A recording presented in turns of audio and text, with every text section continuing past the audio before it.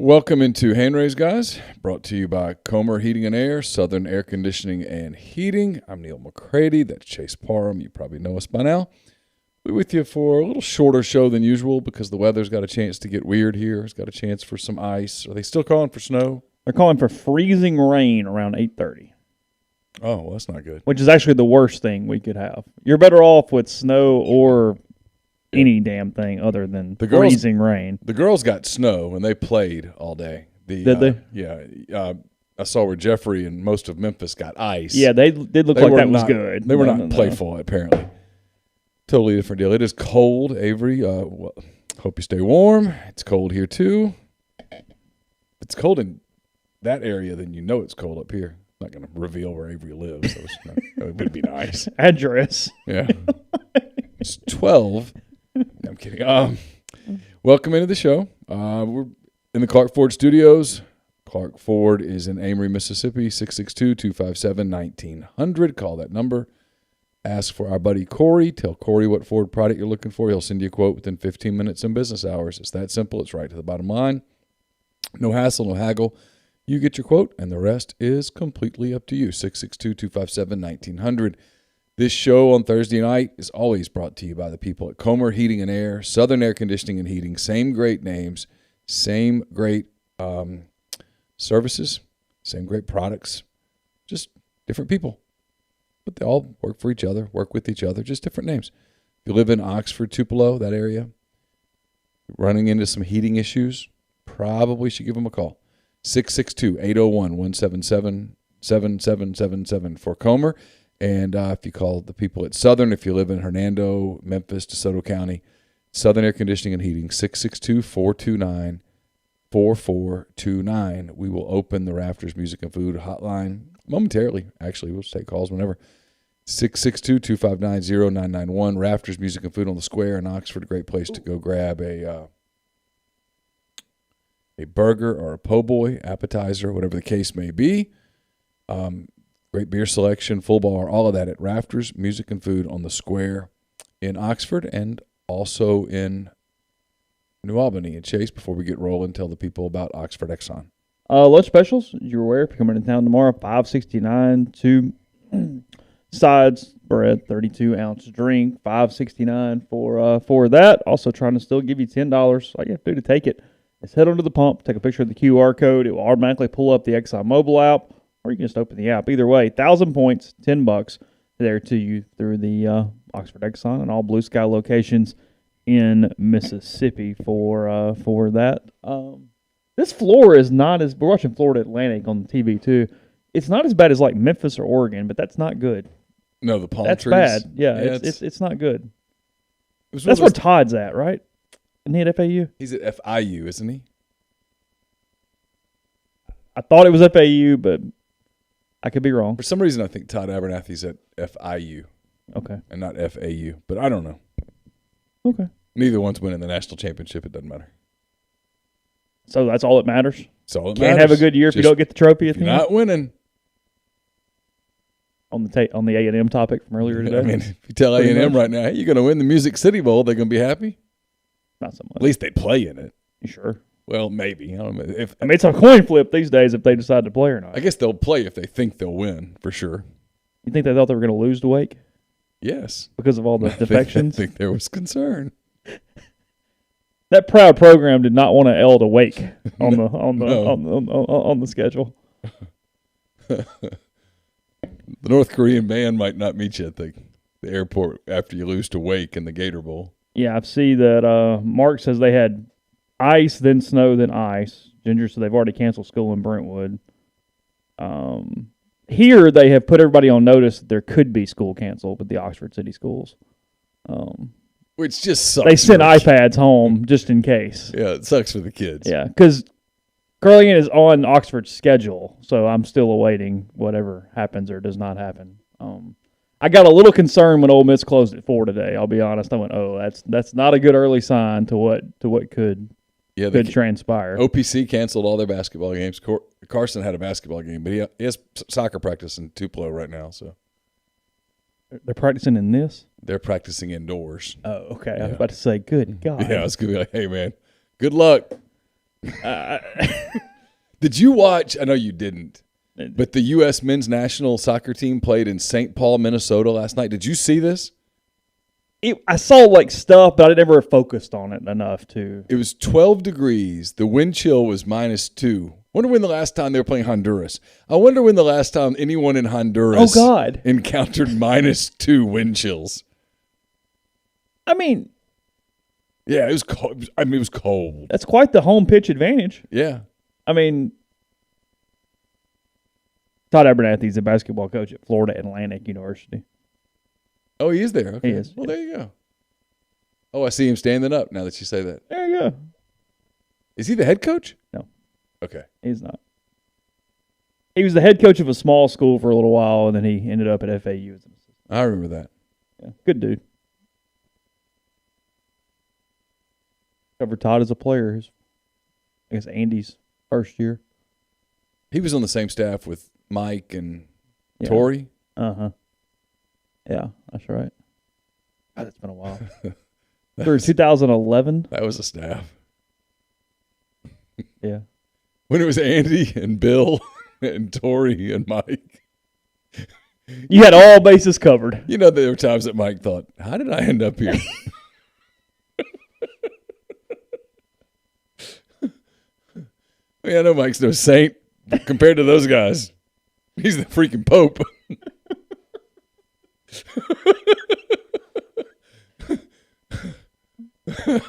Aware of a story, right?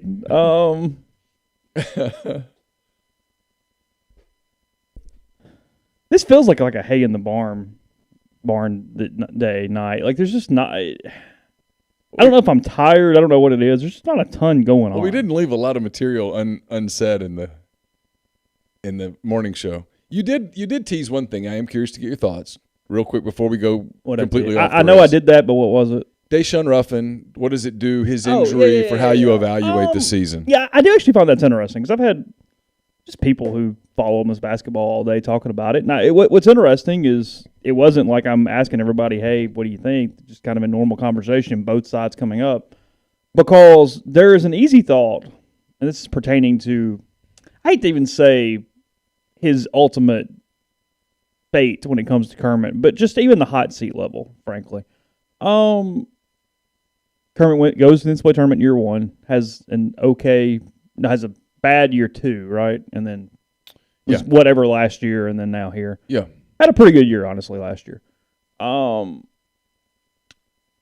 The injuries in a lot of circumstances would simply kick a can down the road and go, this creates an environment where it's impossible to rate him as a coach for this season to make that determination. Frankly, Ruffin was out a little while early during some of their scuffling there for a while. He missed time. He's obviously out the rest of the season, and I mean they don't have a true point. This is going to be a problem the rest of the year. In addition to just losing your best player, Robert Allen, whatever you should or should not be getting from him, he was a very valuable guy in that 1-3-1. He's a very valuable guy on defense, and he was somebody who definitely played a glue spot on that roster. Mm-hmm. Jarkel has been out for a while, so you're talking about really substantial dudes being hurt, and in a lot of instances, that would just go, "Hey, we're just going to let it ride." The problem, though, that they've had all year is a lack of depth at the end of their bench. They can only play how many ever guys. I mean, you look at the other night, they were in that kind of trouble, and Sammy Hunter still did not get touched the floor. Didn't play. They played 8 guys, including Vanner Heiden. Is that right? Vanner Heiden. Yeah, Vanner Heiden. Okay. They played him 2 minutes. Otherwise, Eric 7 dudes played the rest of the game. The bench, the depth, that's a Kermit problem. It's his roster at this point. And that is the critical thing that determines kind of where he is sitting from a program standpoint. And what's interesting is the injuries have obviously magnified that even more, but it doesn't make it go away. So the question really is not even necessarily – I guess what's interesting is the injuries – how many games do you feel like the injuries are altering versus what it would have been? And my problem with that – it's not really debating one way or the other as far as me having an opinion on what Keith should do with Kermit. But I don't think – now, from this point on, yes, because of Ruffin. But until this point, I don't know that a ton of L's and W's are switched or changed because of Robert Allen and Jarkel at this point. Maybe so, but as far as just a straight production, it's hard to say, oh, no, the season would have been completely different had this happened. And look, you're supposed to – you need a roster where you can – Jarkel, okay, because he was whatever, but your roster should be able to withstand Robert Allen getting hurt. Agreed. Yeah, no doubt. I do think it takes the decision off the table. You think it removes it? And I could be wrong. Okay. I do. Before this or with Ruffin's injury? The injury. I do too. I think it was on the table until now. I kind of do too. Whether it should be or shouldn't be is not my call, frankly. It's somebody else's call. I've had people say, what do you think? I'm like, it doesn't really matter what I think. I mean, I don't think it's my spot really to say, oh, yeah, they should do something or they shouldn't do something. It's their program. They're the ones that have to live with it. And the one thing that I would have concerns about is just how hard it is to get people excited for basketball here when you go into another year. But now the one thing you can build on, and you got to keep them, you can build on that backcourt as an exciting thing to go watch. But you don't have Daeshun for the first part of it. Probably not. Well, November's tough. No, well, healthy and firing are two different things. I almost said something out loud. I knew where you were going. Do you know how close I came to saying that out loud? Did you really? Mm-hmm. I mean, it was right here on the tip of that. Right, it was like you caught it. I literally bit. You had to like grab it and pull it back. I did. Yeah. Yep. Okay.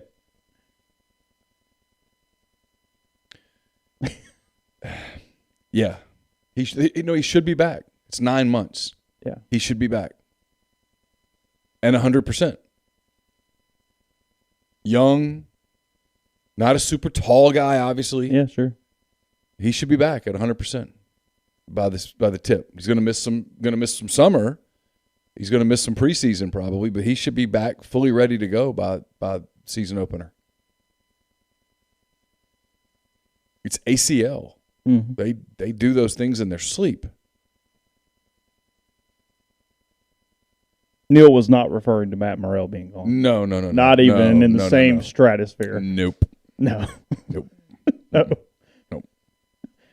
His statement would have raised more eyeballs than that. Yeah. Yeah, no.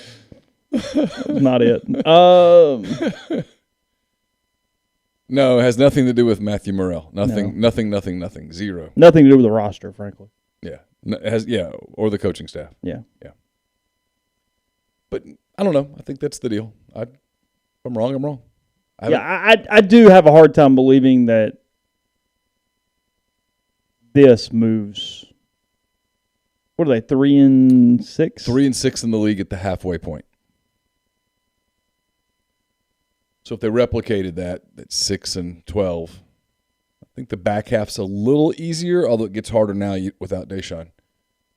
At Georgia, you get South Carolina, you go to Missouri. It's just tough. Who's bringing the ball down? I mean, it's going to have to be Austin Crowley's going to have to play. He and Jarkel are going to have to play the point. Nobody else can do it unless you play Matt at the point, which is not fair to Matt. Avery says, I went back and listened to Jimbo again. I just think his butchering of the English language should be reason enough to dismiss what he says. It's bad. He played angry too far. It was fake. Was that as bad as the Freeze tweet? Which was worse, Jimbo tweet? or the Freeze tweet? Because it's both recorded. It's right there. I mean, Jimbo just got through saying it didn't happen. It's trash. It's a joke. It's a lie. We don't have that fund. There's no 10. There's no 5. He didn't say there was no 31. He didn't. So, but you have to have a 5 and a 10 to get to 30 and 31. Yeah. If I say I got $20, you're not going to go, well, you don't have 2. Wait, yeah, because you do have 2. Yeah. Which was worse? Okay. Because I've had some people tell me that Freeze's was much worse, and I'm like, how? No. Freeze's is worse because he literally was inviting people to email things that have to be checked out. The compliance office. It's a good point. No. He because compliance by definition has to look into things. Yeah. And he was inviting every Tom, Dick, and Harry to bring in every bit of info and have that examined at that point. It's a fair point. Yeah, no. Like Jimbo is saying we did nothing wrong and he's completely full of shit. But it had nothing to do. No. It's not close. It's not close. But he sat there and lied, right? He kept going. Pissed off. It's not true. Is it not true? So from the last 5 years, you got 4 5-star players total, and this year you get 6 of them? Is that really what the numbers are? I think that's right. Coming off of an 8-4 season where you lost to Arkansas, Mississippi State, Ole Miss, and LSU. They lost to LSU.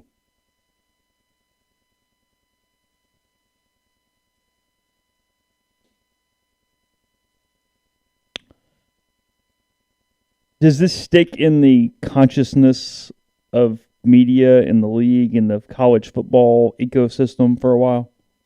I think so. You do? It's going to stick with me.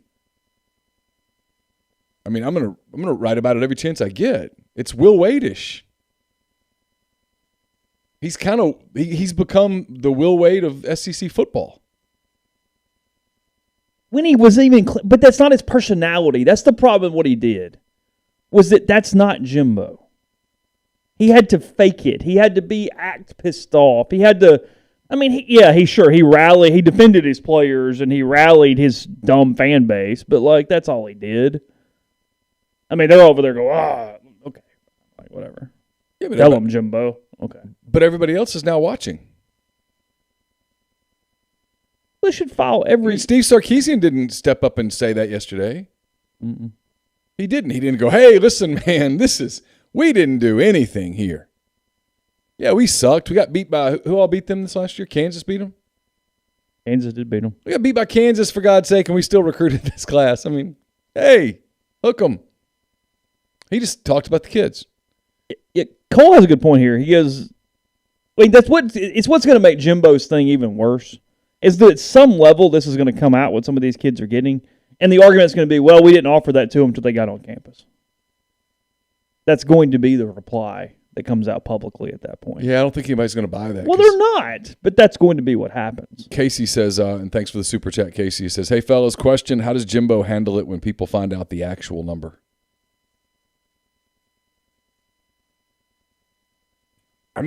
There's no going back now. He just got through saying it's total bunk. So you're going to tell me all that came together and it comes out to be roughly what they said it was going to be? And it just coincidence? Well, they'll mask under it a lot too because those numbers are over 4. Yeah. So there's extrapolation there that they'll be able to ignore, sort of. But yeah, he's not Will Wade. Will Wade's that dude. Every time they lose a game, the jokes will be just spectacular. We really need them to drop the Miami game or something early. Please. Like something.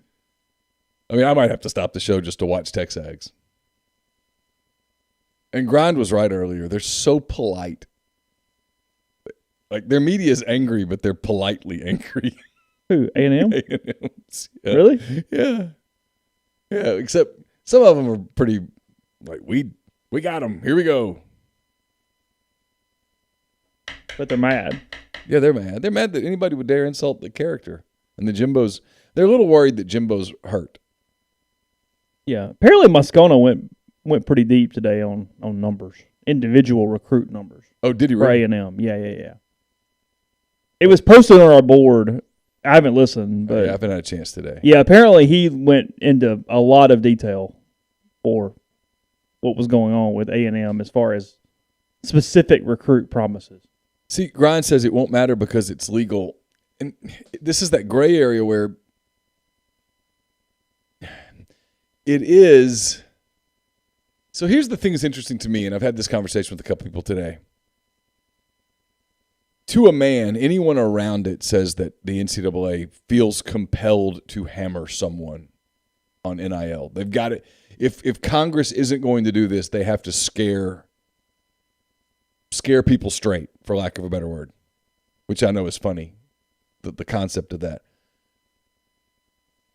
Don't you have to start with A&M now?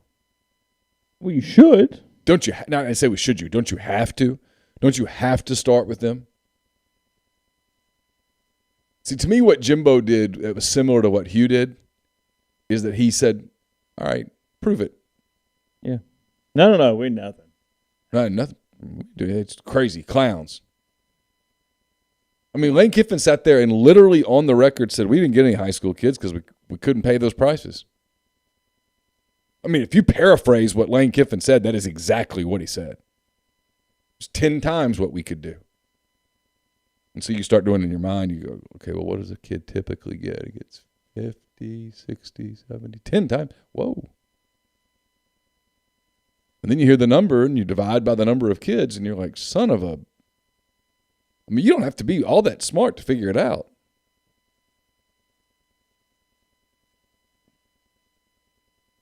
Yeah, I mean, I haven't listened to Matt's thing, but even his tweet yesterday, like he says here, I've been told A&M came back this morning with more NIL money for Jacoby Matthews, an offer he and his family can't pass up.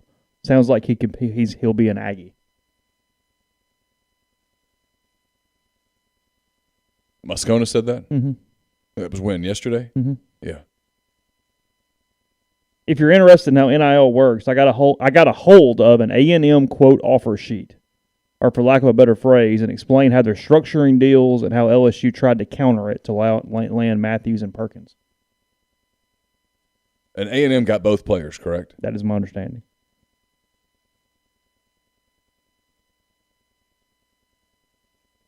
And I know people in the stream and everywhere else have opinions of Matt. He's friends of Neal and I. He's not making that shit up. I mean, yeah, I don't know. No, he's not. He says he has an offer sheet in his hand. He has an offer sheet. And he's confirmed it's an offer sheet. So if he can get the offer sheet, that offer sheet's going to be in Indianapolis. Yeah. And at that point, they have no choice but to act on it, Chase. Yeah. Because guess who else was upset about all this? Nick Saban. Kirby Smart. They both sounded off on this. Both of them at the championship game. They did. The day before the national championship game, they were their minds were on this. They didn't say names that day, but they both said, got to put some limits on this. This is out of control. And now you kind of know, putting two and two together, and I can't say how I can do this, but I can, and you know how, so you know how I'm getting there. When you put two and two together, you start to understand that they were talking about Texas and Texas A&M. That's who they were talking about that day in Indianapolis. That they were referencing those two schools. Mm-hmm. Even Georgia, with all of its money, with all of its donors, it can't do this. Go with Lane's number. Call it $25 million. Alabama and Georgia can't put $25 million a year together for signing classes. And frankly, some of your problem for A&M is that because this is such this middle road thing, and you're trying to prove and litigate conversations and promises, it almost kind of takes something like an offer sheet to actually put it over the top, because otherwise proving it is just damn near impossible. I mean, yeah. It's not. It's so complicated at that point. I mean, I realize I sound naive, and I don't think that anyone could ever actually say that I'm naive. I know everybody cheats. I know everybody gets paid. I have no problem with the kids getting paid. Yeah, Thomas, this is 100% true. What he's saying, and this goes, I mean, let's just be real. This goes for all levels of paying prospects, legally or otherwise. He said the number the kids are getting is throughout the 4 years, so a fourth of the lump sum every year helps kids from transferring. Yeah, I mean, that's just the way that works. Well, sure. But that's more of a system of it's easier to raise that in a year versus giving them the entire number. Yeah. But the kids are going to be able to milk more out of it. Yeah. I mean, if you want to... Hey, Coach, if Go grab the book Payroll to Meet about SMU from the mid-'80s. It's not a ton different today. It's a similar system. I got to have a little more, else I'm going to have to transfer over there to Texas. Inflation. Hey. Cost of living adjustments. You know, I've always wanted to play for the Trojans. It's just kind of interesting. I don't know. The weird thing about that, Jamin, I understand. He says even federal wiretaps aren't enough. I get that they couldn't find the money. That's right. Again, I'm innocent. Like I didn't look for the money. And he says and so Wade says I made a strong ass offer. Yeah. I mean, anyone with a freaking brain. Right. But if someone says, well, okay, well, prove that was money. Prove I'm talking about money. How can you prove that I'm not talking about jobs? I lined up a job for somebody.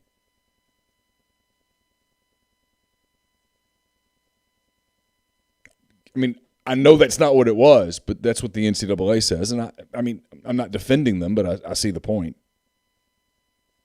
If you can't find the money because you can't get into people's bank accounts and you've dug into it and you've talked to everybody and everybody denies it, what do you do? I mean, they were able to get Ole Miss on Laramie Tunsil because Laramie Tunsil's stepfather said, here's the bank account. Here's my bank account. So they found the money. And the text that exactly talked about money. Yeah, that precise amount of money. And he showed here's where the money is. Mm-hmm. Yeah, somebody asked, the book, the SMU thing, it's actually a really, really good book. It's by David Whitford. It's A Payroll to Meet, a story of greed, corruption, and football at SMU from 1989. And, yeah, I do think they proved the money that Leo Lewis got. I think they were able to show it.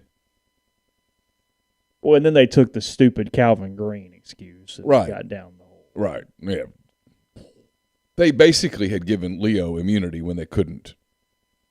They found a way to do it. Yeah, I'm not defending the NCAA here at all. I was in Covington. I talked to people every single day that had been in that room. That whole investigation was a sham. That entire hearing was fixed. It was rigged. I'm not defending the NCAA in any shape, form, or fashion. I think by now you should know that. I make fun of them. And I make fun of the media who back them. I'm just explaining. I think I'm explaining how Will Wade has gotten this far. Texas or A&M when they play each other? I think Texas. I think I'll cheer for Texas. Will you? Yeah. I don't really care for either one, but when they play each other, I think I'll probably be like, yeah, hook them. When Tom Herman was there, I would have just pulled for like a meteor. Yeah.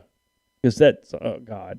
But, well, I don't like Texas at all, but you like them more than A&M right now? They're more genuine than A&M. Like, you just call Texas genuine. Well, they are. Texas cheats, and they know they cheat. Texas is dirty. They know they're dirty. They don't do this A&M thing where it's a cult. Texas blows bubbles at baseball games, and it's like the 12th weirdest thing they do. They do have a university. Their cheerleaders are a lot hotter than A&M's. Amen. So I needed something. You had to have tiebreaker. They have a better mascot. They do have a much better mascot. Bevo is much better than Reveille. Yeah. And I mean, I don't want anything to happen to the damn collie, but it's like the worst dog mascot. Yeah, of course. It's awful. Like, how can you look at the Butler Bulldog and then look at Reveille and go, yeah, this was a good idea? I do like that Butler Bulldog. And then they have to, like, bow to it and stuff when it walks by. It's bizarre. Think? Yeah, I mean, like, even Mississippi State, as weird as they can get sometimes, they don't, like, bow to the Bulldog when it walks across. Because I've been around the Bulldog, like, at the hump. Mm-hmm. He is a cute dog. The people that He's have underrated, the dog are nice. And because of the inbreeding, Uga has become a little overrated. Yeah. Mississippi State's Bulldog's just your Bulldog down the street. It's a nice dog. There's a certain next door quality to the Bulldog. Yeah, he's the dog next door. To Bully. Yeah. He is. There's no royalty. There's no pretense. He's just the Bulldog. He's just the Bulldog next door. He's the Smith's dog. He's nice. He's good. Yeah, I mean, come on. Like Smokey. Smokey's a good dog. He's just a hound dog. You don't look at Smokey. Nobody's like bowing to Smokey when he walks on. You're laughing at the stupid hound. Yeah. Nobody wants anything to happen to him. I think Butler wins the dog version of the mascot competition.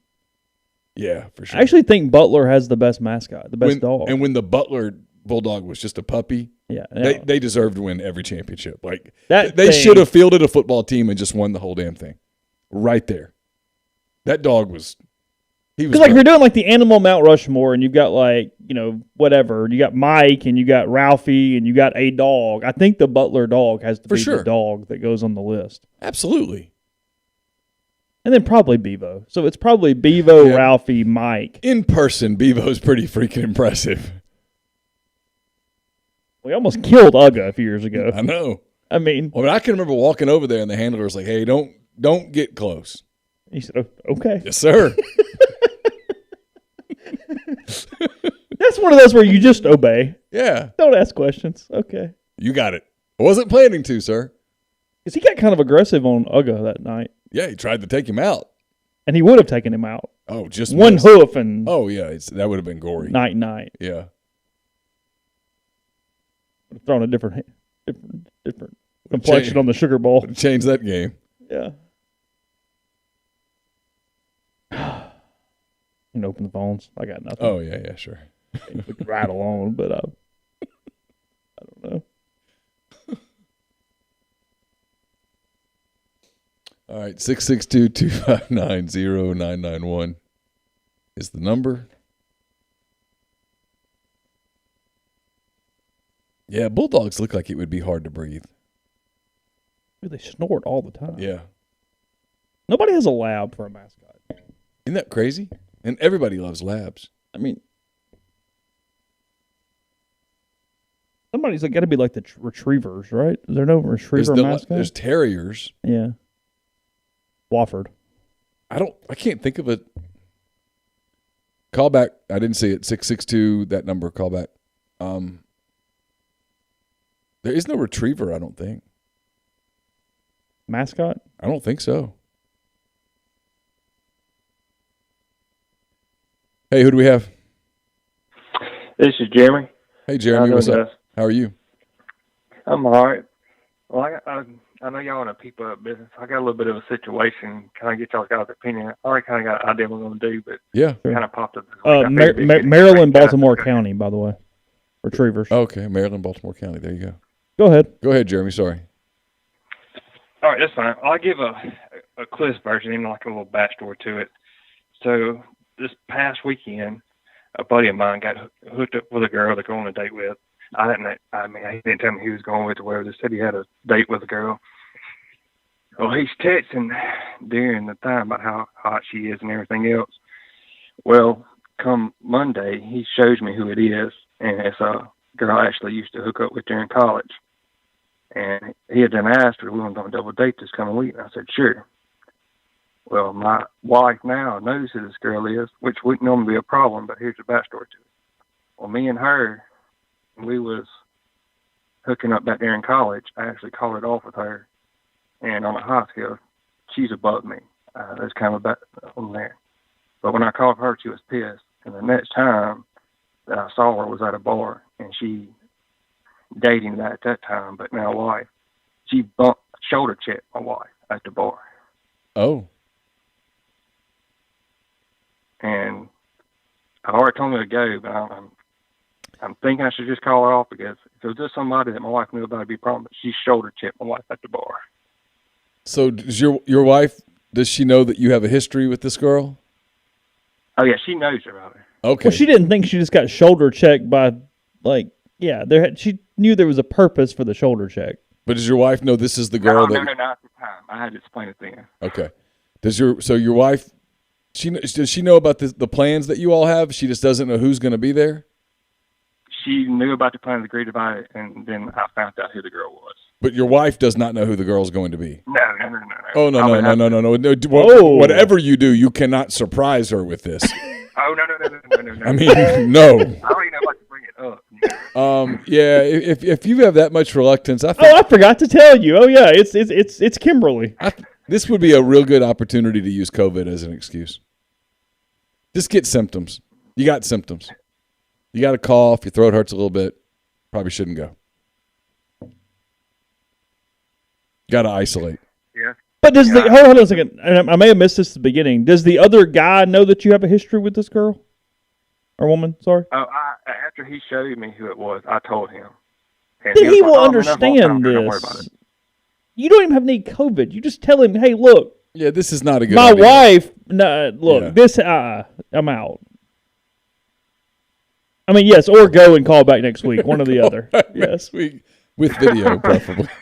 No, I know. I figured it'd be good. I kind of felt like, it's probably a bad decision. I felt like it'd be good to handle these guys' topic.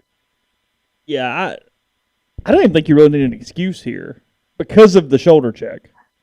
I just tell your buddy, like, hey man, I can't help you here. This not. I mean, does he feel like he needs like some moral support? Like, how fragile is he in this situation? Not fragile, but he's better in social settings and in groups than one-on-one. Okay. What? Doors Rules has a good question. It got kind of, it got flagged. Is your friend at all apprehensive because it's somewhere you've been? Not at all. He don't Okay. care. All right. He's hollering at him. He don't care. Okay. Yeah, I don't think I'd only. I mean, you can run it by your wife and just say, hey, look, I don't think this is a great idea, but you could do that and say, I'm giving. I'm assuming this is a no. John asked me and blah blah blah blah blah. You tell me you don't want to do it and it's not happening. You could do that, I could use that as an excuse. or you could say you've got COVID. He knows I'm not like worried about COVID, so that's. Well, then And I would see him. We work together, so he would.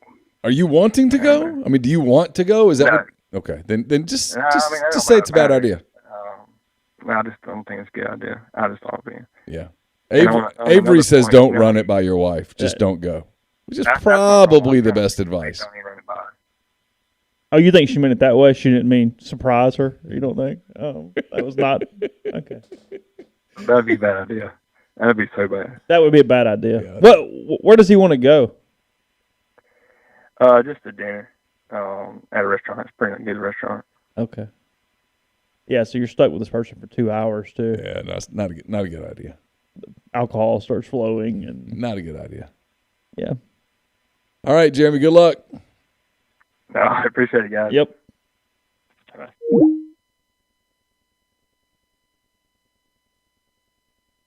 Hey, who do we have? Hey, this is Henro. Two now? I'm calling Henro. I'm Henro. calling in because I was wondering what y'all thought about Jimbo not using the NIL to his advantage and him being a big fat pussy and acting like he didn't do anything. Their group didn't pay any players with NIL. Well, I don't think he can just come out and say, yeah, we used NIL. We're going to use NIL. We're here, baby. Although at the end he did kind of say that. My advice. Yeah, I mean, We didn't do anything that everybody else wasn't doing as well. Yeah, my advice. Some version of that was the move. he came across as a big fat pussy.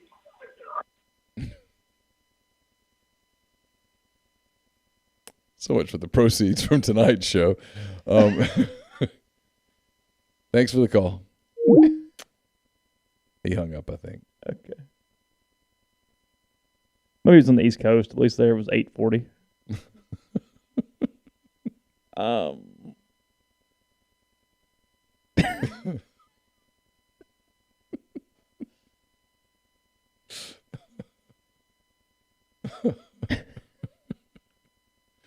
Well, times two. Yeah. Yes. Yep. What part of the file was that in? Because I don't need a hit from Apple tomorrow. 38th minute. Okay. 38, 39 minute. Okay. Second call. Yeah, I'll need. Hinbo or whatever. Yeah, I need to know that tomorrow. Yeah, save your super chats because look, it's not ours today. Hey, who do we have? That's the Google machine. Hey, it's Corbin in New Orleans. I promise I won't use any expletives. Some are okay. That one was not. Yeah. What's up? Hey, so I want to talk more about NIL, but just a little bit more like just the nuance of it a little bit. Y'all are cool with that? Yeah. Sure.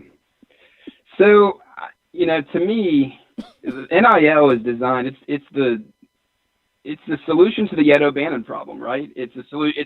It's about the players, and it was never created to benefit programs.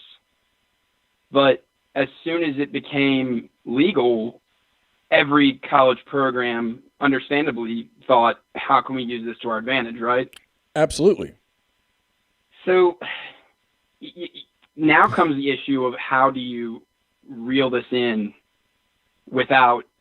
Because Neal, didn't you ask Lane Kiffin about what Congress should do about it, or if Congress should do anything about it? Yeah, the reason I did was because there are some people out there in NIL world, including coaches, who believe that ultimately Congress is going to have to step in and legislate it. Right. So, I mean, take a wild guess. Who do you think a congressman is going to go to solicit information about what they should do about a collegiate athletics problem? They'll go to ADs and coaches. It's actually going to be Tommy Tuberville. Oh, you're saying where you try to get the bill sponsor. They're going to go down the hall and talk to Tommy Tuberville. I see what you're saying. What do we do? If Tommy Tuberville is the guy that is going to be the forebearer of the positive change for the competitive or anti-competitive nature of the sport, I'm not very hopeful of the future of it for right now, I got to say. Congressional change is so complicated because they're going to be so hesitant to put caps on anything. And I think the NCAA can legislate its own windows. So what are you really wanting Congress to do? Because I do not see caps coming. And that's what they want. Or they want all the money deferred. And that's put into some. Happening. I know it's not. Those two things aren't happening because Congress is not going to want to go, nope, we're going to limit the player's ability to make money. That would shock me if it gets I think passed. the toothpaste is out of the tube now. I think we can get some windows, and that's about it. That's it. Yeah, you'll get those. And that's it. I don't see how anybody can legislate it. I really don't. I don't see how anybody can come in and go, okay, well, the limit for a player over his 4-year career or his 5-year career is $60,000 or whatever the number is. That someone will immediately say that's insanity. I mean, it's already been established. Bryce Young just played for what, $1 million? Yeah. Did Bryce Young's argument would be, did he produce $1 million for Alabama? Yes. But the difference would be, did Bryce Young get that money from Alabama-affiliated businesses, or did he get that from a Dr. Pepper kind of sponsor? A lot of it was from Alabama-affiliated businesses. I mean, he did. And that's where the problem is that NIL should be designed to get players who are getting profits off of their name, image and likeness, like the Ed O'Bannon case, the NCAA basketball video game. That's where it's supposed to. Okay, so I'm playing devil's advocate here for a minute. What do you do for a living? You don't have to out yourself. I'm in law school. But I also work at a bar. Okay, but you want to be an attorney one day? I do, yeah. All right. I want to cap your earning potential. I want to limit. There's a maximum salary that you can make. What do you think? I mean, the NFL does it.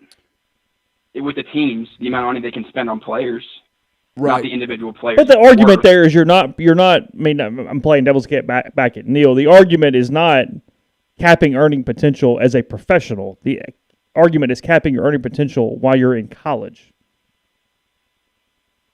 I get there it. is a difference. There is.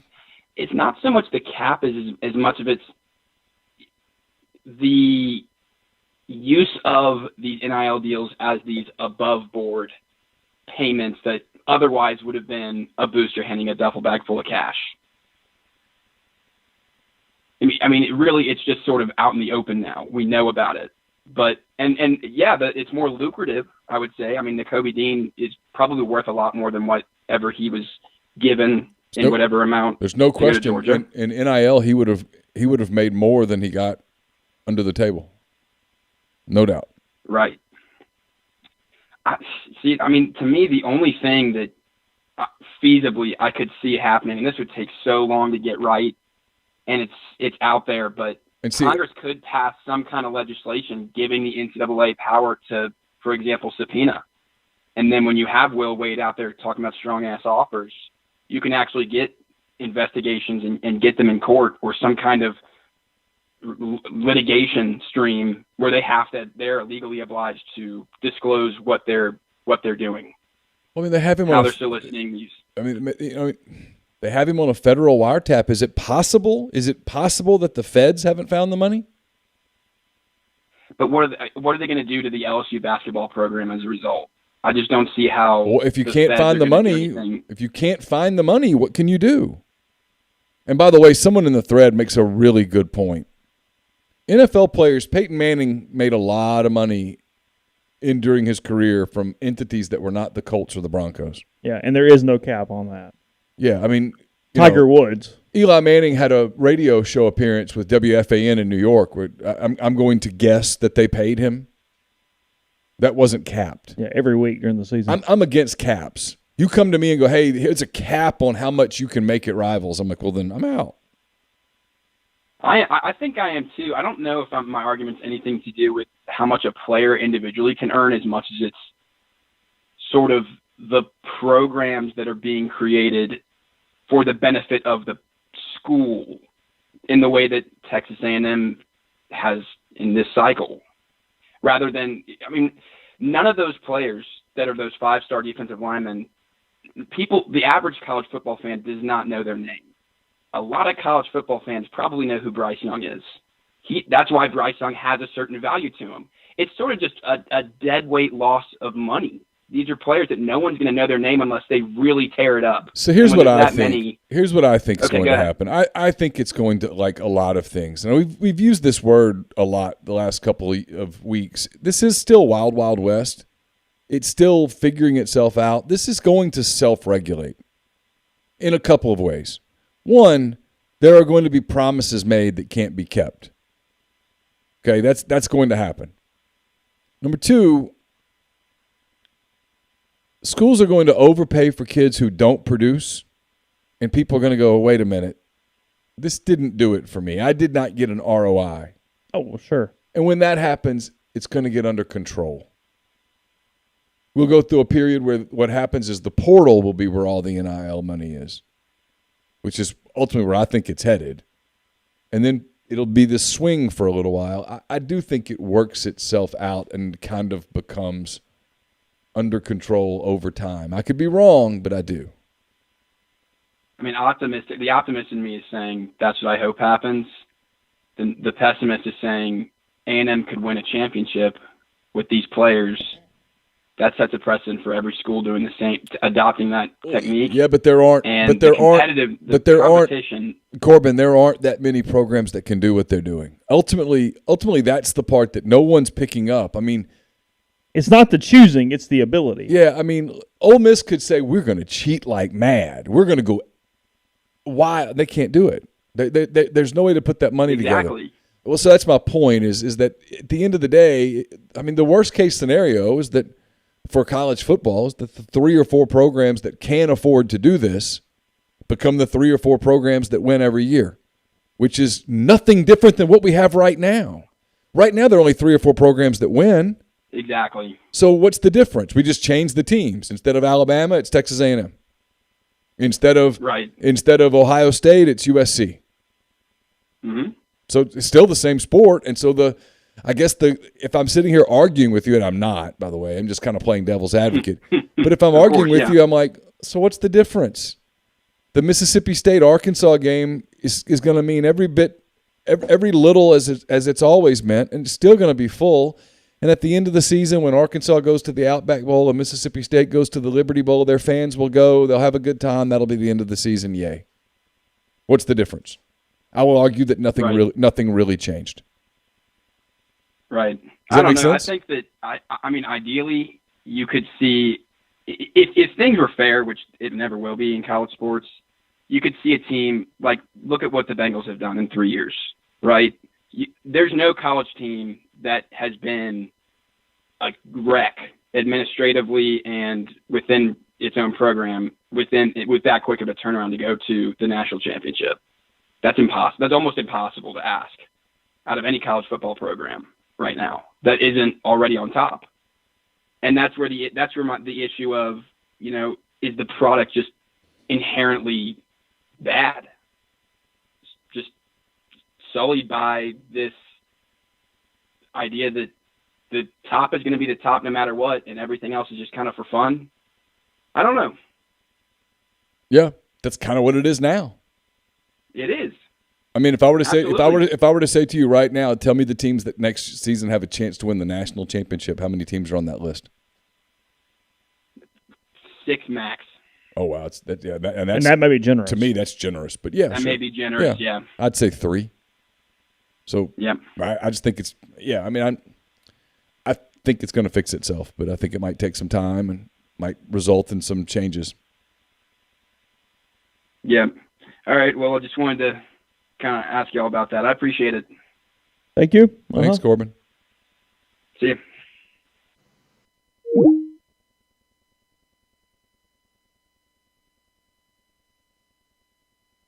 The cake conversation was interesting.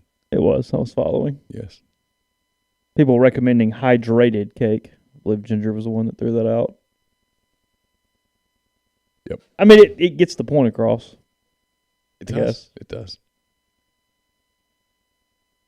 Hey, who do we have?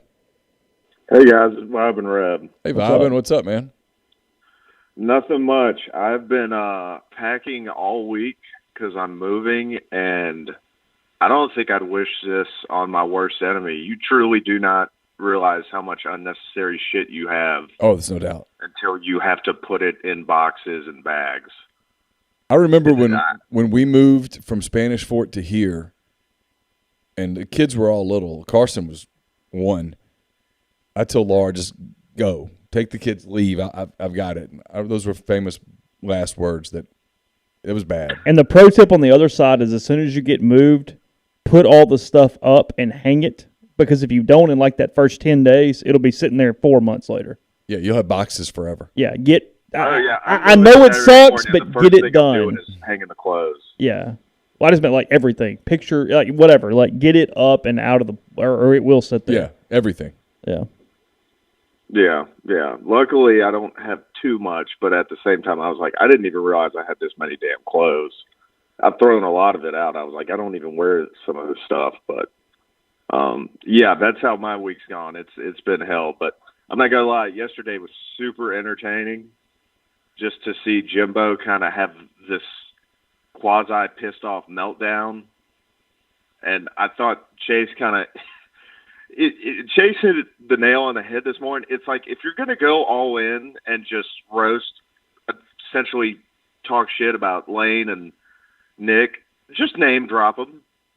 Like, Well, no, that's the thing. I'm so mad that I've got my notes over here, and I'm going to go all in on you, but I'm not going to say your name. I'm going to call out the poor vice president at Notre Dame like he matters. Like, who cares? Yeah, which I didn't even connect the dots on that. I had to, research that. I was like, what the hell does What Notre was it? Dame's I still haven't. What is it? I apparently he said something about NIL or something. That's what I heard. Like, that was just a weird rant. Like, I mean, and it was very, I think y'all kind of said it. It was almost like he was forcing emotion into it, which made it even He was weirder. being loud and giving a couple keywords that his fan base would salivate over is what he was doing. He had rehearsed it as well. Yeah. Well, the one thing that I just went off on Twitter and I'm still laughing about is he said, well, we're not going anywhere. I was like, you finished 5th in the West, dog, with 3 top 10 recruiting classes. Yeah, to You me, lost to Arkansas, LSU, Mississippi State at home, and Ole Miss, and you finished 5th in the damn West. Like, what do you mean you're not going anywhere? Congratulations, you beat Bama, but you aced the final but didn't go to any classes, so you still failed. Yeah, and I also thought that statement at the end, we're not going anywhere. Like, NIL's part of the game, and we're not going anywhere, was his admission that everything that they're saying is true. Everything that Lane Kiffin said, that Nick Saban said, that anybody said was accurate. But yeah, you got this class because you promised NIL.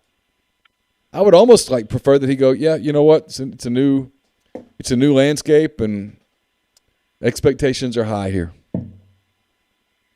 I thought that would have been the smart thing to do. That's what I would have recommended. Acknowledge it. That's what I would have recommended. You acknowledge it without acknowledging it. Yeah, you just say, the landscape has changed in college athletics, and we have a passionate fan base and a lot of successful people that a lot of Texas A&M alumni become very successful people who love the school and love the program, and we're going to be here. We're going to be here. And then not to cut you off, but Chase, I'm curious about this. Mm-hmm. So essentially NIL deals have to go through the university, correct? Correct. They have to go through compliance? They do. They do.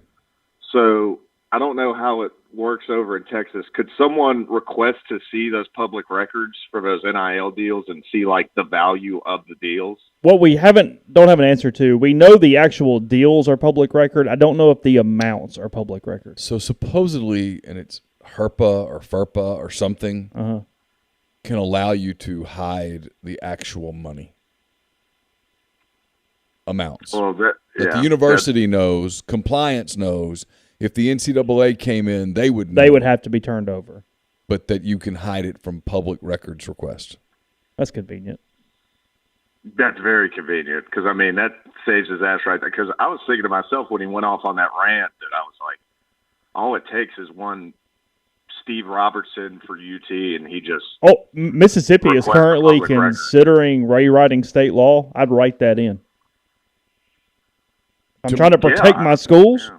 I would write in that the amounts are not public record, that they go behind some shell, because state law supersedes NCAA rule. So you could write that in and completely protect your own universities. It's smart because, that's what I'm saying.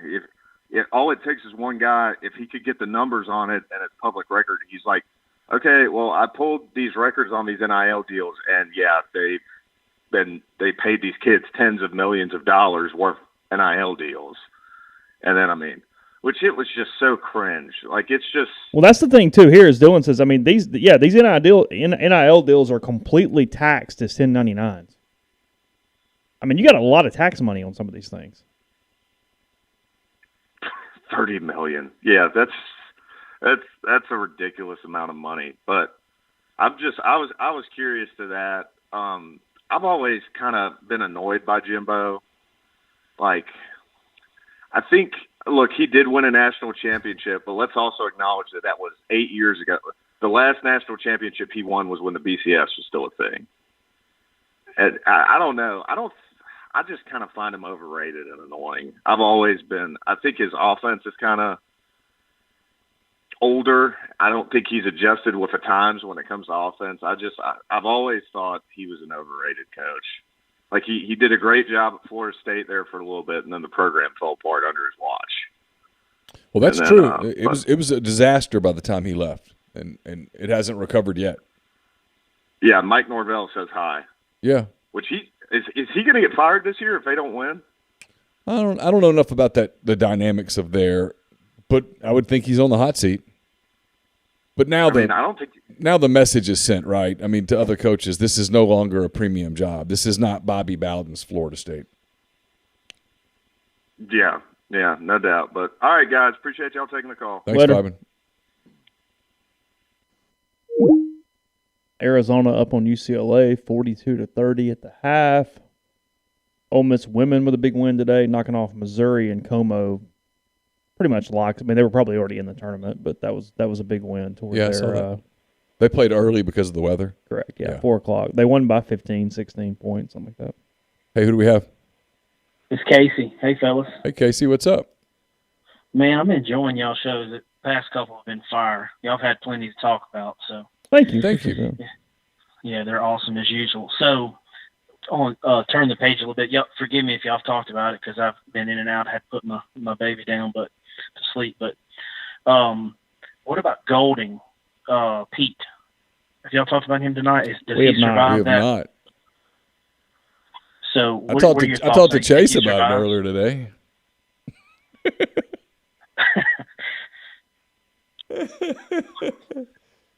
Go ahead. Go ahead, Casey. No, I said, what's your thoughts? Do you think he survives this? Okay. Well, we can't talk about that. Neal's having fun over there. I do wonder a little bit if that's it. Look, he's not overly well liked inside that program anyway, from a fan base standpoint. I mean, he's not one of the more popular defensive coordinators. I'm going to give him a 30% chance of surviving. Oh, you go that high? 20, 30, somewhere in there. Yeah. You're low. You think it's it? Yeah, I think it's over. How long does it take to get over, though? When will we know that, okay. I mean, a week? Yeah, next week sometime. Okay. Yeah, Alabama's response seemed like that it'd be a good way to get rid of him, but the way they responded back. And then Harsin, I know I asked Grind about it. He said maybe at the end of the season. I mean, are these rumors true, or are they just rumors? Or I think they're just rumors. I think they're rumors that come from just kind of a general feeling and some innuendo and things that have been said. Look, it just feels like it's not going to work, right? I've said this for a little while. Auburn 22 feels like LSU 21. Yeah. A bad start, and it just falls apart. Yeah.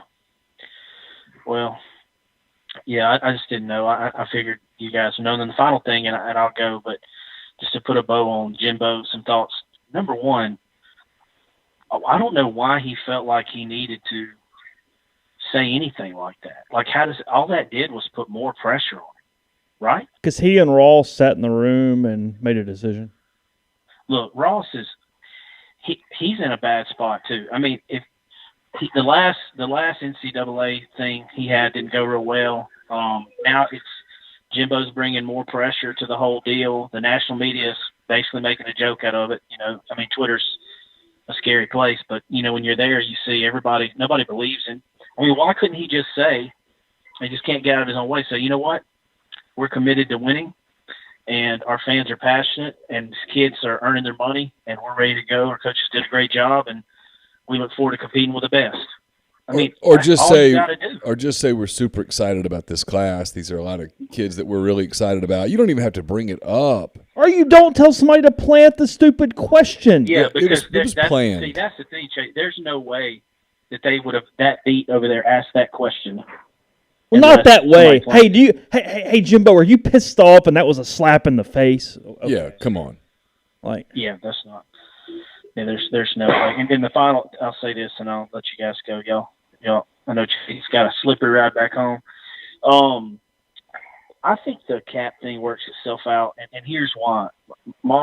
People talk put a cap. You can't put a cap, but money has a way of being colorblind and being, not biased. And if you win, it'll keep up. If you don't win, somebody else will find a way. And I think the return on these players, how good it will be on these businesses. I mean, how big of a deal are you making? NFL players pay a lot of money, and NFL players get a lot of big deals, like Neal mentioned with Peyton. But those companies are making money. At some point, these companies aren't going to be making money. And if it's really coming from these companies, I just think it takes care of itself more than we think. I mean, I think there's maybe some things we can do. I'm not smart enough to think of them, but I just think it handles itself more than people think. Yeah, I do too. I just kind of think it works itself out. Yeah. Yeah. All right, fellas. Y'all have a good evening. You Appreciate too. it. Thank you. All right, bye.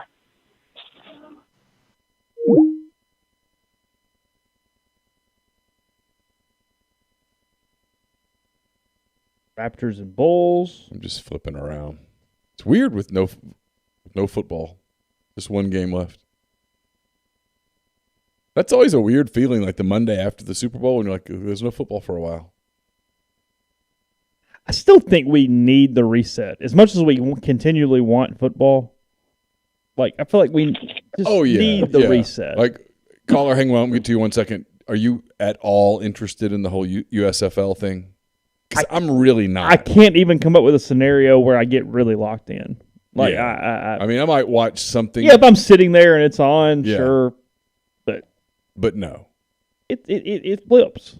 Yeah, we need breathers. We need seasons. I'm going to watch the NBA playoffs or the NFL draft before I'm going to watch a USFL game. Hey, is this grind? Yep, I agree with everything you just said too. 100%. Yeah, it's just it's fine, and if it's on and there's nothing else to do, maybe, and even then, it better be captivating like real quick. Yeah, and USFL is going to have to do something to try to like pull in the college fans that are real, like, oh man, this guy went here. You're gonna have to do something like that to try. Like that's the only way I think, because I don't think you're gonna get the NFL fans. The only way it works is the same way that the original USFL worked. They got Herschel Walker and they got Jim Kelly and I mean, good luck. But that's how the first one worked, right? There were players that you wanted to watch. I mean, you knew the names. Like, didn't Doug Flutie play in the USFL? I mean, there were names that we knew that you'd followed their college careers that were playing in the USFL, and so you were in.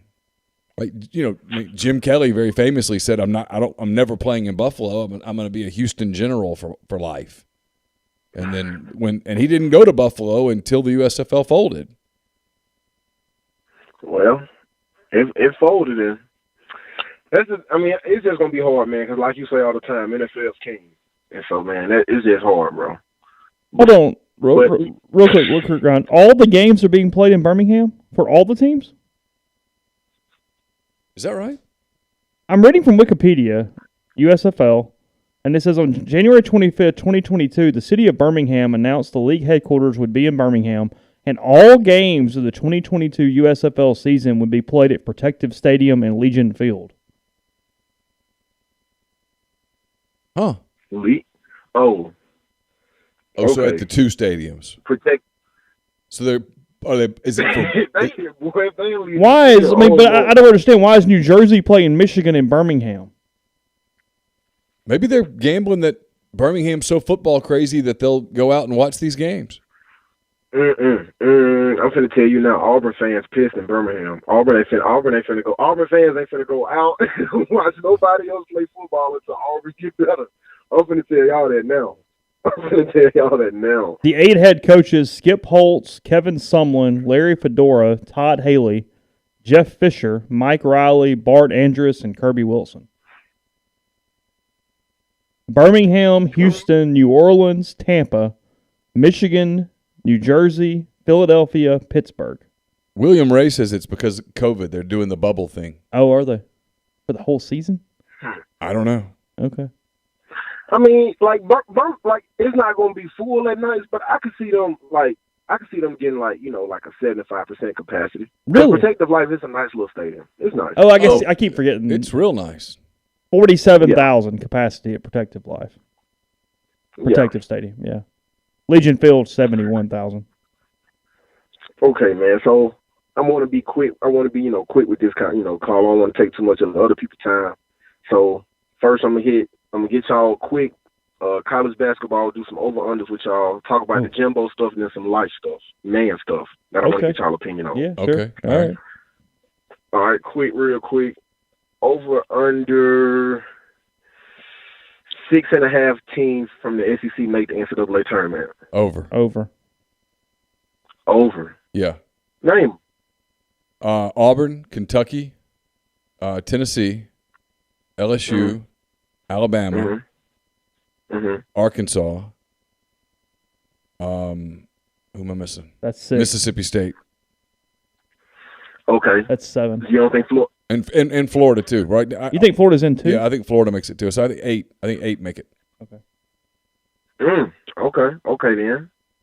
over unders. Okay, so if y'all both got Chase, are you with them with 8 or are you saying 7? Either way, over. But yeah, I mean, I'm over 6.5 either way. I don't think I'm at 7. I don't think Arkansas State and Florida all get in. I think it's 7. But 2 of them get in. Yeah. Yeah, okay, I agree with that. Okay. So then over under, you'll have 2.5 SEC teams going to the Sweet 16 in your brackets. How many? Ooh, 2.5. I think Auburn's a Sweet 16 team. I think Kentucky's a Sweet 16 team. Oh, Tennessee could get there with the perfect draw. But dude, Alabama could get there with the perfect draw. I mean, LSU looks like crap right now. And I think that's it. Yeah, LSU does look like crap. I don't think State could do it. I don't think Arkansas's got enough depth to do it. Florida's not going to do it. No, I think it's 2. I think Auburn and Kentucky go to the Sweet 16. Does A&M? Okay, all right. Okay, 8-2 though would be a disappointing tournament. That would and one could pull it off. I mean, look. You said 8 get in and 2 only get to the Sweet 16. Yeah. I mean, look. Alabama with the right draw could do it. Tennessee with the right draw could do it. Arkansas with the right draw and LSU. And LSU could win talented. 2 games. I mean, and Arkansas's got a big and a guard that can both play well on the same night and make them a good team. So the SEC is setting up to be that conference that gets a lot of teams in, but then people talk about, man, look at their record. Like kind of like the ACC always does.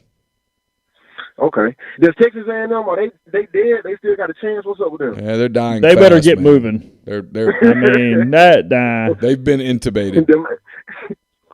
Well, speaking of them Aggies, man, from a neutral observer, I'm just like I was real busy this morning, so I caught like as soon as I went on YouTube, it said Oxford Exxon podcast ended 8 seconds ago, and I was like, God dog. Well, I listened to the pod, everything. Y'all boys are getting to a great pod too, man. By the way, thank you. Great pod. But man, and I went after I went, listen to you guys. I went and heard the Jimbo stuff, heard the Lane Kiffin stuff, and I heard the Texas pod. And them dudes, first off, they intro to the pod. To the first thing their mod says on the pod after the music plays, he says, Jimbo came in, kicked in the door, waving the 4-4, and all you heard was Jimbo don't hurt him no more. And so basically, they basically took a Biggie quote and flipped it on Jimbo. And basically talking about how, they were so proud of, how he went at, Lane Kiffin and Nick Saban and everybody else and all the writers and everybody that's talking about A&M. And I think he fumbled the bag 100%. 100%. I do too. I think he fumbled the – if you're the NCAA, you look at him. It's like, look, here's what I think he should have did after thinking about it and everything. If I'm Jimbo Fisher, and it's just like I said, from a neutral observer, because I really don't care because Auburn suck anyway. Even if we could pay the kids $1 million, they still ain't going to come. So it don't matter anyway. So I'm just looking around, and I'm like, Jimbo, you have when Kiffin said that and said your name, he didn't realize how much ammo Kiffin strapped him up with. He could have went to the once they served him up that question, he could have said, man, I can't speak about other universities, but I know about, the power of he could have talked about the power of the A&M logo and how, that is, that's what brought him to A&M. That's what's bringing these players to A&M. And that's what also brought the new defensive coordinator to A&M. He could have, he could have took that little jab right there saying, I mean, it's not, if it was just, all about these players, he could have phrased it in a way, saying it's not just all about the players. I mean, coaches obviously see that we're, what we're building here, and they want to come be a part of it. It's not about the money. He could have flipped it in such a way that, the media would have had to been the ones to say, oh, Jimbo, no, it's not about the powers. The media would have had to go and reinforce the money instead of him kept $30 million, $50 million. I would have told him, don't bring up any amount of money. Don't say a price. Don't talk about no money. Other than Dellinger asking a question, or if some national guy was on the call, though, he wouldn't even have to have done it anyway. The local guys weren't going to hang him. No, not at all. They were going to. He could have just skated through that thing, other than answering 1 or 2 questions where somebody goes, "Hey, do you have any comments on what Lane said yesterday?" And you come up with an answer for that. That's it. You're out. And it's just, Because Nick like, my gave him a thing is, break. Nick didn't mention him by name. Yeah, and that's another thing. Like, bro, if you're gonna take a shot, take a shot. Well, amen there now. That was it. Right. He had 20 hang-ups. That was his biggest one. Yes. Is if you're going to go that strong, no, throw some names in. Let's go. Yes. And that's just my like, man, you sound good. Like you sound like y'all dishing out players. And don't think we some fools when a year later, some comes out that this class got, is getting $15 million. Oh no, they just got that when they got here, man. No, man. Don't play that. Right, of course. Yeah. Because he said, there's not 6. Mm-hmm. Yeah. He was like, there's nothing. He said there's nothing. Exactly. We just worked harder than everybody else. Oh man. He mentioned the 12th man. I'll tell you what, you don't want everybody in college football teamed up against you. No, you don't. You don't. And so if you had me laughing, man, when you talk about he bringing up the Notre Dame janitor. Well, yeah, seriously. Don't mention Lane by name, Nick, but hey, that provost at Notre Dame, let me get after his ass. Okay, good. Thanks. That helped us. Yeah, and he called out sliced bread to everybody. Yeah. Yeah. Poor old sliced bread just gets outed. I'm like, what you saying now, man? Poor old sliced bread. He didn't even get a chance to defend himself. Hey, man, look. Jimbo complaining about sliced bread, but everybody know and them out there handing out the whole loaves. No doubt. Ain't no sliced bread getting them to the recruits. Lots of they bread. Getting the whole loaves. Lots of bread. No, man, speaking of taking shots, it's crazy how this call set up. It's pretty dope. So, man, we as guys, as men, we know, like, we have a sense of self-worth in the dating market. You feel me? Okay, sure. In the dating market? Yeah. Yes. Most do. Okay. Neal, maybe not. But I don't know. I don't know, Grind. I'm not sure. Anyway, go ahead. I'm sorry. Okay, I think most dudes live in a world of reality. Like if you see a chick, even if you'll say, oh man, like, her the way she's living is kind of beyond my finances right now. Yeah, she's out of my league. I'm not going to talk to her. Okay. She looks way more hotter than the chicks that I've usually gotten. I see what's up, but more than likely those dudes usually don't talk to those. You're saying you can do a self-assessment pretty quickly and be pretty fair to yourself on what's doable and what's not. Yeah, like a dude's not going to embarrass himself. Like he's sure, not going. He may shoot out his league. He may outkick his coverage, but he's not just going to embarrass himself in public. Okay, sure. Okay, cool. Yeah. I don't know, and for some reason, I'm not okay. Now I am judging this based off of personal experience today. All right, but it's not like that with women. And I don't want to kill the 4%ers. Lord Jesus, don't let the 4%ers take this on the OEP and hand raise guys. All right, go ahead. Because today, I go to Starbucks, man. I get my usual, and so, I just grab my coffee. They scan my phone, whatnot. What's your usual, by the way? What do you get? Oh man, just a tall mocha latte extra shot. Just a little something simple. Cool. All right, go ahead. If I'm feeling real good, I may get a grande. It's all good. Yeah. All right, go ahead. And so, I drink my coffee, have my little morning black and mild with it, all good when I, get my day going. And, around about 1 o'clock, I didn't finish my coffee and whatnot. And so I go to the microwave, I put it in the microwave.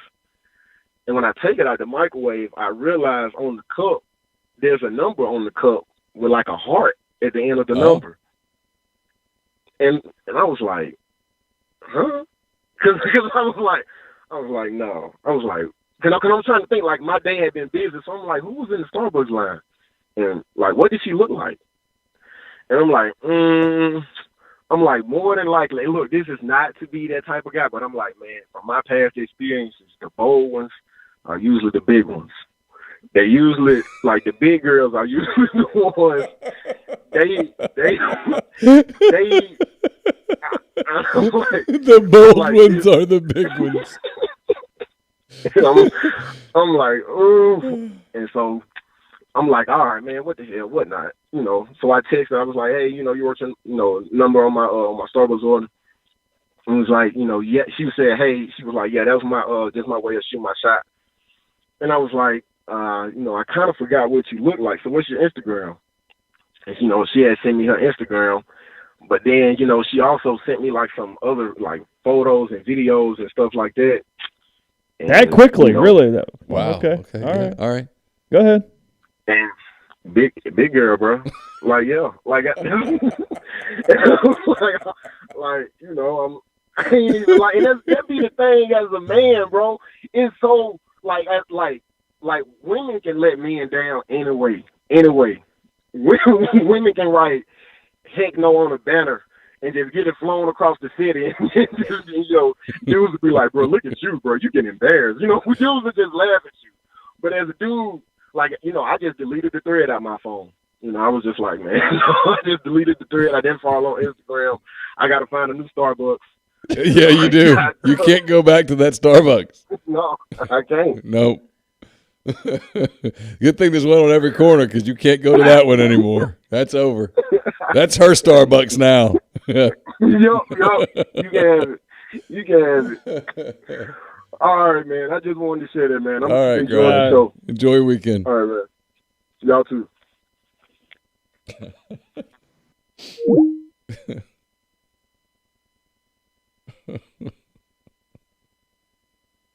Probably wasn't the first time that was attempted. That's the catch on that. He probably had some success with that. Think she's been fishing I mean, a little. odds are. Yeah, probably so. Probably so. You check the weather? Freezing rain starting sometime in the next 20 minutes. Okay. Something like that. Hey, who do we have? Hey, it's Cole from Houston. Hey, Cole. Hey, so Neal, I don't know if y'all talked about this. I just kind of tuned in. Do you think that the MLB will have replacement players this time in the lockout? Ooh, we have not talked about that. We really haven't talked about the baseball lockout at all. No. I saw where today the owners are begging for a federal arbitrator to step in. Apparently, they're making absolutely no progress in their negotiation sessions. I don't. Would the owners do that? My initial reaction is no.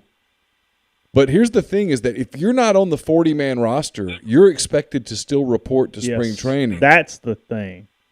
And that's the problem, is that a lot of those guys, there's going to be pressure on them to not report, and a lot of those guys cannot afford to not report.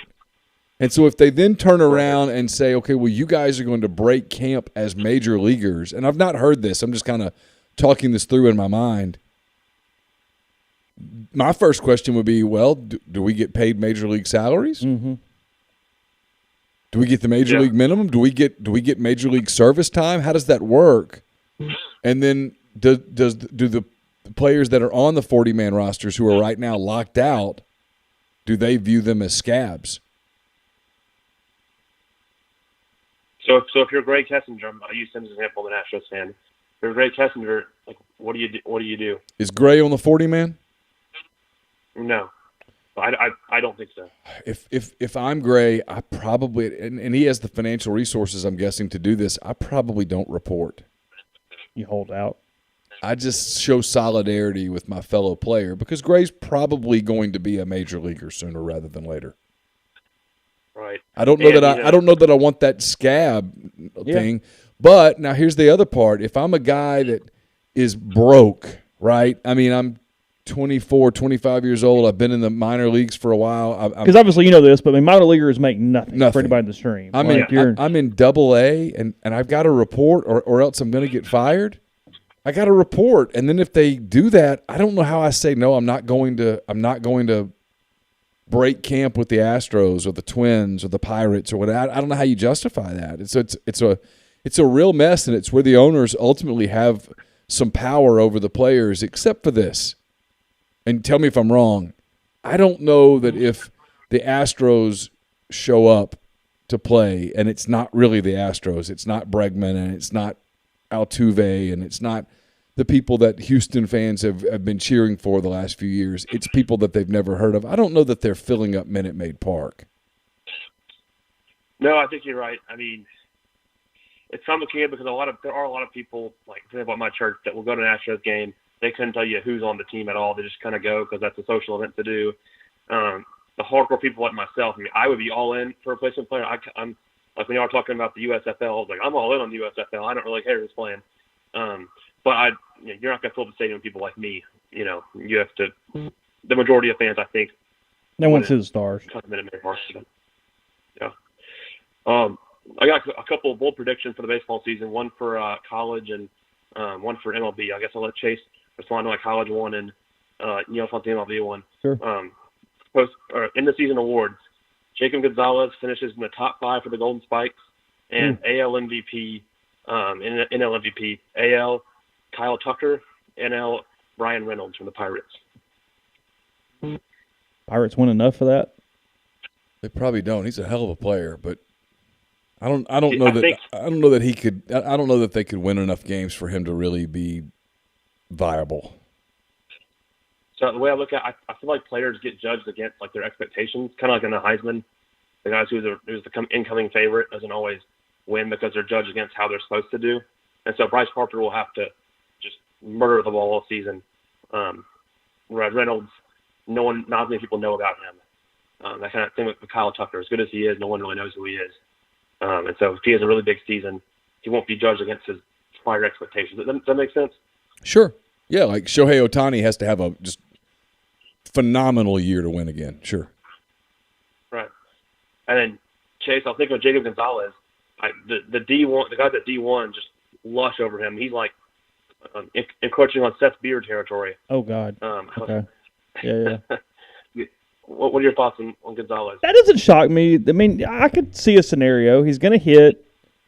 He's going to play a premium position at short. He's going to be better at it in year 2, probably defensively. I do think he has an upgrade there. I still wonder down the road if he's a third baseman, not a shortstop. But he's fine at shortstop right now. He's going to have protection around him. They're going to win enough games. You think he's going to grow into a third baseman? Yeah, I wonder a little bit if he's a third baseman at the next level. But that doesn't shock me whatsoever. I mean, I think if you're putting out a list right now, from an SEC standpoint, I mean, him and Jacob Berry are probably the two guys that come to the top of your mind without even a thought. Because it's one of the two top. Yeah. I mean, that's the thing. I mean, LSU and Ole Miss have probably the top 2 lineups in college baseball. Ole Miss has the deepest 1 through 9, and LSU probably has the best 3 in the middle. And you can take whichever side you want to take or whatever. But yeah, I think that given as long as the pitching holds up enough for Ole Miss to stay in the national conversation, to a very elite level. I mean, obviously they're going to be good, but to an elite level, yeah, I think top 5 would be I hate to put crazy expectations, but I think that's about a kind of a standard spot for him right there. Yeah, he's that good. Yeah. No, he does have to. He has to, avoid that sophomore slump that does hit people a little bit. But I think he will. I mean, he's just hit from damn day one since he showed up. What are your thoughts on John Gattis Sundays? I think there's a chance he ends up being. When I say value, what I mean is, if you're talking about a guy coming from Texas A&M Corpus Christi, he was banged up. He had a UCL, basically relocation surgery prior to last season. It took him forever to get healthy. And then when he did, I know the competition wasn't great, but it wasn't awful. He only allowed 4 earned runs his last 52.1 innings. That's pretty damn good against air. I think he's going to translate. I think as long as they can keep him in a role that he is comfortable for, I think he's going to win some SEC games. I think he is a perfect Sunday starter. I worry about him a little bit when you got to really move him up through the rotation if he had to do Friday or Saturday or something like that. But I think he's a ready-made Sunday guy that can really win a lot of games. Ole Miss is weird because they've got 6 dudes who are all Saturday/Sunday guys. They don't have a Friday starter right now, but they have a lot of really good Saturday/Sunday guys. And Mike's going to have to move some buttons more than he typically has in the past. Typically, he can just kind of slot those dudes in, and that is not the case. You've got to figure out, of those 6, who are the starters, who's the closer, and then how are you sort of filling in once somebody goes badly. But then also, hey, when it goes a little weird, you got to get them out of there. You can't let it sit because there's not that talent to just let the guy sit there 5-6 weeks. I know this will never happen. I think the Sunday starter whoever it is, and I've said this for a couple of years now, would be best served to have come in an opener role. I know that Mike Bianco will never do that. He's way too old school. If he offered you, how should I set my Sunday pitching? Do you think an opener role for a guy like him? I thought McDaniel was the same way, and even freshman version of Gunnar Hoagland. What are your thoughts, like kind of having if Bianco were to be for it, having an opener? I don't hate it. My problem with it in college is that you have to make sure that next guy you're bringing in is comfortable with coming in at that point. It's so routine-oriented in college with these guys.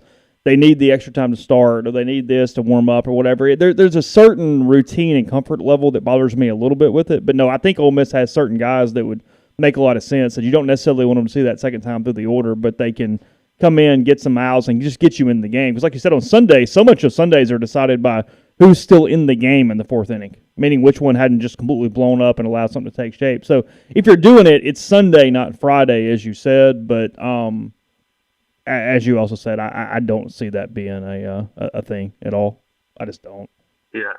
So I remember in 2019 those analytics showing that the second time through the order, Hoagland had like a 500 batting average against or something ridiculous like that. Mm-hmm. And I remember thinking, if you could bring someone in the first inning, maybe at that point a Caleb Phillips, I don't know who it would be in this team, maybe Wes Burton or someone like that. You could bring him in the first inning. If after he's gone through the order twice, if he's dealing kind of like Blake Snell, don't pull him. But I use Blake Snell as an example from the 2020 World Series. If he's just dealing, you keep him in. But yeah, sure. If he's not, let's be in the game instead of having to, because when you play from behind, you just really setting yourself up for failure. Yeah, no, I'll buy it. I mean, I don't hate it. I do think you're going to start seeing more of that because you're going to have trickle-down effects. That's what happens. Pros moved into college, and it looks like whatever it's going to look like. So, yeah, O'Sullivan did it a good bit last year at Florida.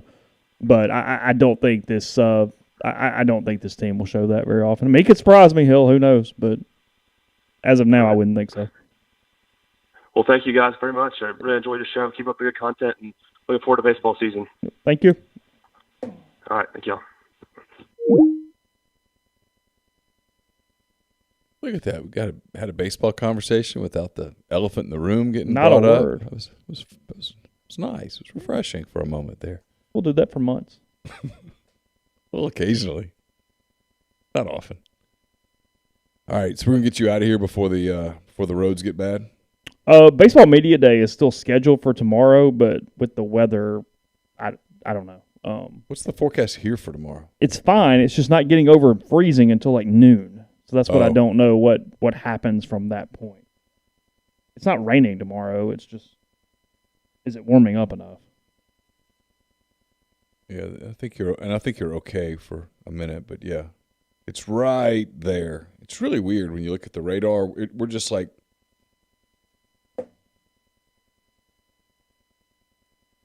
yeah, we're gonna get it.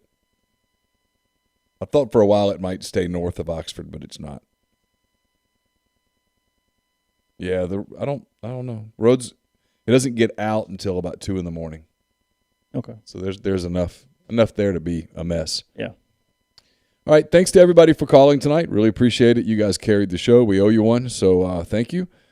We will put this up in podcast form tomorrow. We'll be back on Monday with another edition of the Oxford Exxon podcast.